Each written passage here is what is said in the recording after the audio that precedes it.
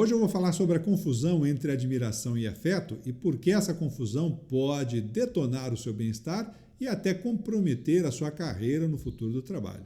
E vou abordar esse tema em 3 partes. A primeira, por que essa confusão acontece. A segunda, qual é a armadilha embutida nesse jeito de pensar. E a terceira, como sair dessa armadilha. E vou ilustrar cada uma dessas partes com 3 frases marcantes do ator Jim Carrey.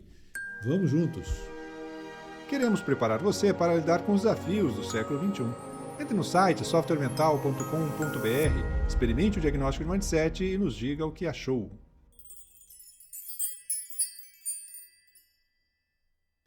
Por que essa confusão acontece? Primeiramente, porque somos seres sociais. Buscamos na relação com o grupo o nosso posicionamento, temos na relação com o grupo um guia para os nossos comportamentos e aquilo que entendemos ser melhor e desejável ou pior e indesejável. Há um bom tempo, por exemplo, Facebook e Instagram são a revista Caras ou a revista Gourmet do povão, porque ali a gente gosta de postar a nossa foto com a nossa família, com os nossos amigos, com o nosso amor, aqueles lugares bacanas que a gente visita, aquela comida que a gente acha gostosa. Enfim, vamos compartilhando a nossa história com os outros. Alguns fazem, por exemplo, das redes sociais o seu palanque ideológico, ditando regras, dando lição de moral, apontando as suas indignações, e até aí está tudo certo. Rede social é livre para a gente postar o que quiser, seguir ou deixar de seguir quem a gente bem entender. Tudo certo, mas na relação com o nosso tema, o problema aqui é um negócio chamado like. Porque na lógica dos likes, esse pequeno detalhe se torna uma métrica de avaliação qualitativa da nossa postagem. Ou seja, à medida que nós postamos, em primeiro lugar, passamos e damos direito ao outro de opinar sobre a nossa vida. Em segundo lugar, eles passam a avaliar a qualidade do meu compartilhamento. E se você não tomar cuidado, vai começar a desejar mais like nas suas postagens. Aquilo que era uma atitude natural sua de compartilhamento passa a ser uma caça pela aprovação dos outros. Puxa, essa postagem foi legal, tive muitos likes, essa postagem não foi muito boa, muito pouca gente curtiu aquilo que eu postei.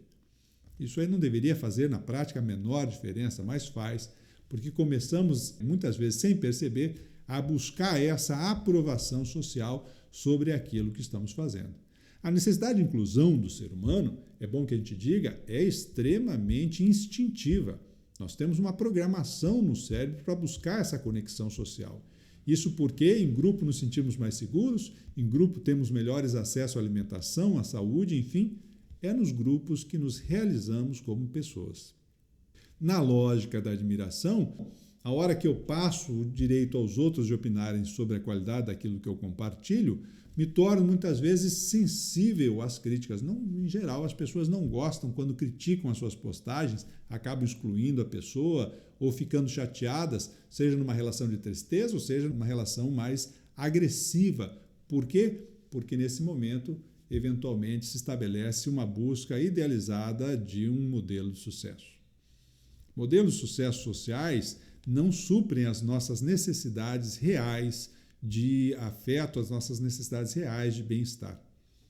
A frase do Dr. Jim Carrey, que ilustra esse ponto, abre aspas, espero que todos possam ser ricos e famosos e ter tudo o que sonharam para verem que esta não é a resposta.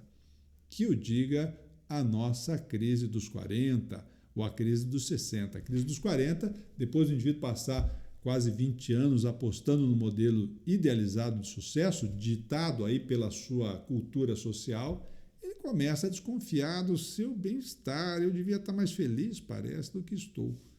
Começa a entrar um desconforto. E daí? Vou continuar nessa por mais quanto tempo? E muitas pessoas acabam reinventando a própria vida a partir dessa fase, aí, principalmente depois dos 35. Se ela dá um jeito de se distrair e esquecer e tirar isso da cabeça, normalmente essa crise volta aos 60. A perspectiva da morte já começa a aparecer lá na esquina e o indivíduo começa a refletir mais sobre aquilo que fez, aquilo que deixou de fazer na vida. E a gente consegue ver muito claramente essa confusão entre afeto e admiração, por exemplo, na hora que o indivíduo se aposenta e ele acha que ele perdeu a sua função social. Durante um bom tempo, o maior índice de suicídios era justamente na terceira idade. Então, nesse momento, de fato, a pessoa estabeleceu que o valor dela não era por quem ela era, não era o valor intrínseco dela como ser humano, e sim sobre aquilo que ela fazia. Eu mesmo passei por essa experiência na minha vida por um bom tempo.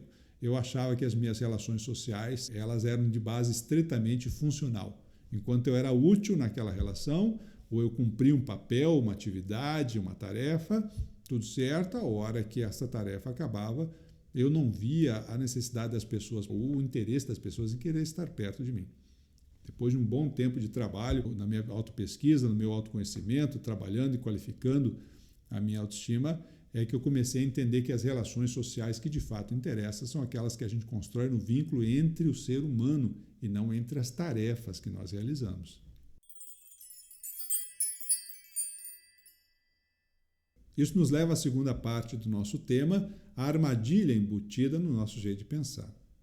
A lógica do senso comum parece dizer que quanto mais admirado eu sou, mais valor eu tenho. Na lógica, então, da admiração, entendemos que podemos gerar o nosso bem-estar a partir da defesa da nossa autoimagem. Entramos num modelo comparativo que, na verdade, só nos coloca para baixo. Nos ambientes de trabalho, por exemplo, a gente vê isso através da defesa da imagem de competência, onde as pessoas às vezes perdem tempo demais em discussões sobre quem foi o culpado, quem é o responsável, porque ninguém quer ser o bandido, ninguém quer ser o culpado, ninguém quer ser o vilão da história, e fica num jogo de empurra-empurra, onde se perde muito tempo, e o resultado normalmente é frustração, ressentimento e um trabalho com menor qualidade aos seus clientes. Uma série bacana para a gente analisar isso é a série americana chamada Mad Men, conta a história de uma agência de publicidade nas décadas de 50, 60, 70, onde um dos protagonistas principais é o Don Draper, um publicitário extremamente admirado pela competência como profissional, mas que tem uma vida particular extremamente confusa, desencontrada, cheio de vazios, perdido, muitas vezes aí no uso de álcool e por aí vai. E é interessante a gente observar ali o quanto que na construção muito bem feita pelo roteiro da própria série, o quanto que há uma dicotomia entre esse mundo da admiração e o mundo do afeto real e legítimo, que é o que nos interessa. A admiração é um modelo idealizado, ela não supre as nossas necessidades reais de afeto e que gera o bem-estar, o que nos traz maior felicidade. A admiração não supre carências, likes não aliviam a solidão, a admiração não gera intimidade. É justamente um efeito contrário, torna a pessoa escrava da opinião alheia, onde ela deixa de investir no seu eu real e passa a investir nesta imagem que ela acha que vai ser mais aprovada pelos outros. Acontece que quanto mais os outros gostam dessa imagem projetada, mais se afastam do ser humano que está aqui. Um exemplo também interessante a gente observar isso é na relação entre um fã e um ídolo. Quando esse fã se aproxima desse super-ídolo, super-homem, super-mulher, às vezes não sabe o que fazer, porque a relação não é com a pessoa, a relação é com a imagem que ela projetou daquela pessoa em relação àquilo que ela faz. E se começar a conviver no dia a dia com a pessoa, vai começar a descobrir que essa pessoa não é nada daquilo que ela pensava. N exemplos de frustrações ou de decepções nesse sentido. Porque a vida humana ela é real e ela é construída a partir das nossas próprias relações. A frase do Jim Carrey aqui, abre aspas, a depressão é o seu corpo dizendo que está cansado de imitar o personagem que você está tentando ser. Jim Carrey, um ator extremamente reconhecido e valorizado no meio por filmes como Show de Truman, Brilho Eterno de uma Mente Sem Lembranças, O Mentiroso, que eu já citei aqui, O Todo-Poderoso, O Máscara, que foi um filme icônico na época, na verdade, sofre de depressão, teve crises muito sérias de depressão. Hoje ele já vem conseguindo administrar melhor isso, já sabe reconhecer quando os sinais da depressão começam a aparecer e ele começa, então, as suas medidas para não entrar no processo. Teve, com isso, muito mais sucesso, por exemplo, que o seu também colega superastro reconhecido, Robin Williams, ator de filmes como Gênio Indomável, Sociedade dos Poetas Mortos, Pescador de Ilusões, um ator brilhante que cometeu suicídio em 2014 na sua mansão nos Estados Unidos, justamente vítima dessa mesma depressão. A depressão, por exemplo, no mundo, toma 4,4% da nossa população, ou seja, são 350 milhões de pessoas no mundo. No Brasil, esse índice é maior, 5,8%, ou seja, 12 milhões de brasileiros sofrem de depressão. O problema maior de você viver num mundo externo e não pautá-lo no mundo interno é que isso gera uma série de desconfortos e predispõe essa sensação de solidão, essa sensação de tristeza e de vários outros fatores que podem conjuminar com o desencadear de uma doença, como, por exemplo, a própria depressão. Na pandemia, por exemplo, nós vemos problemas críticos em relação a isso. O indivíduo se distrai com a vida externa, com a correria do dia a dia, e na pandemia se viu confinado dentro da sua casa, com a sua própria vida, com as suas próprias escolhas, com as próprias relações que construiu. E, infelizmente, os dados não foram nada positivos ou não têm sido nada positivos. O índice de violência doméstica, por exemplo, em abril de 2020, cresceu 28%. Feminicídio, especificamente, o assassinato de mulheres dentro de casa, cresceu 46,2%. E os psiquiatras e psicólogos já prevêem um tsunami de doenças mentais decorrentes desse estado de isolamento. Quando o indivíduo tem que entrar em contato consigo mesmo e com a sua vida, percebe que há um vazio crítico aí muito desconfortável. A Universidade de Harvard fez, por exemplo, uma pesquisa que durou 80 anos, começou em 1938 e acabou em 2018, onde ela acompanhou a vida de 724 jovens durante esses 80 anos, fazendo entrevistas a cada 2 anos com esses jovens para acompanhar a sua felicidade, o seu bem-estar e como eles estavam. E depois desses 80 anos, chegou às seguintes conclusões. Esses jovens, é bom que se diga, eram de diversas classes sociais, diversos níveis e estruturas de vida. Chegou a uma conclusão comum sobre o que gerava a maior felicidade para as pessoas.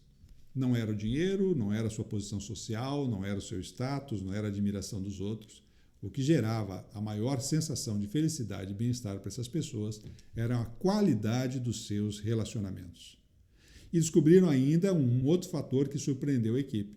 Essas pessoas que tinham mais qualidade nos seus relacionamentos viviam mais. Aquelas pessoas que eram mais isoladas, mais fechadas e com uma vida permeada de relacionamentos ruins, normalmente viviam menos do que as outras.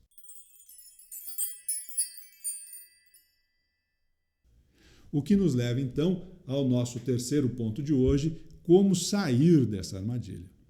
O primeiro ponto é uma conscientização, uma reflexão mais profunda para entender que o afeto que nos interessa e que gera essa qualidade das relações não está na admiração externa, está na qualidade das relações que nós criamos.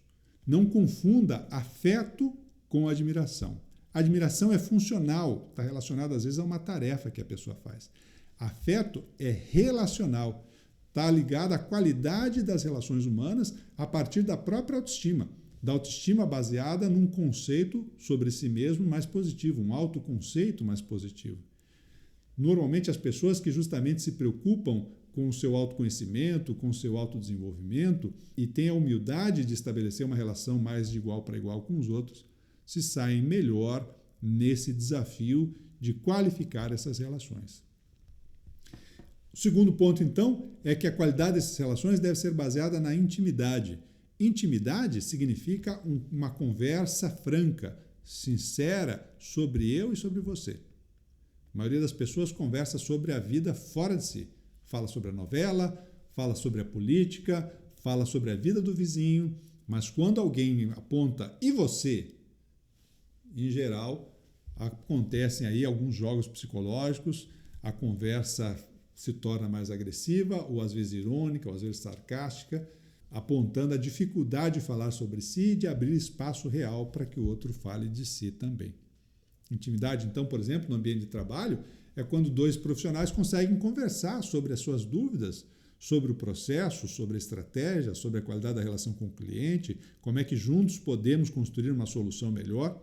Isso é uma conversa baseada na intimidade das relações sociais. Na vida afetiva, quando, junto com o nosso par afetivo, a gente consegue uma conversa mais franca e sincera sobre quem somos, as nossas necessidades, os nossos desejos e abrimos um espaço real para que o outro também consiga se colocar. É curioso que às vezes há pessoas que passam a vida inteira juntas e nunca tiveram uma conversa realmente fundamentada nesse nível de intimidade.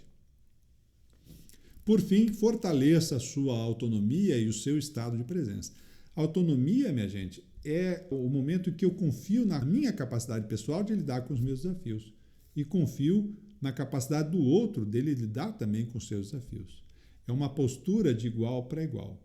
Eu não sou melhor porque sei uma coisa que você não sabe, eu não sou pior porque eu não sei uma coisa que você sabe.